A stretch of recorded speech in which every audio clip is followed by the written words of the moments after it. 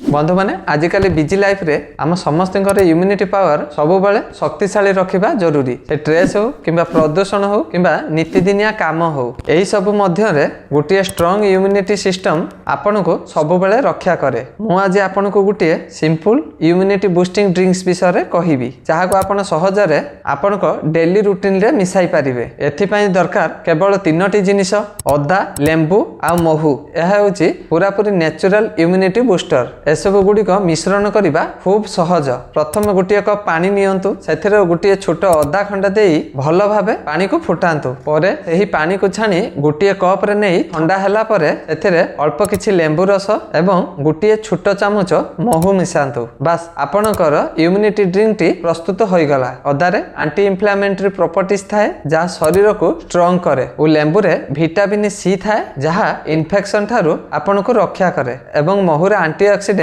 आपन को ओवरऑल स्वास्थ्य को बूस्ट करे। एही ड्रिंक्स टे आपन को डेली टॉक्सिन सहित फाइट करिबारे हेल्प करे। आपण एहा को सखाळे किंबा संध्या रे जे कोनोसी समय रे एही दुईटी समय रे नै परिबे। जेतेबेले आपण वीक फील बा दुर्बलता अनुभव करंती बा किछि सीजन चेंज हेबा समय रे एही ड्रिंक्स टी मध्य भलो काम करिथाय। एहा एक 100% नेचुरल एवं एहा को तयारी करिबा को केवल 5 मिनिट टाइम लागे। आज ठारू एही इम्यूनिटी बूस्टिंग ड्रिंक्स टी को आपन को रूटीन ले ऐड करंतु। रिजल्ट निजे देखंतु, हेल्दी रुहंतु एवं फिट रुहंतु एवं कमेंट रे कहंतु आपन को एही वीडियो टी केमिति लागिला। रहिली जय जगन्नाथ।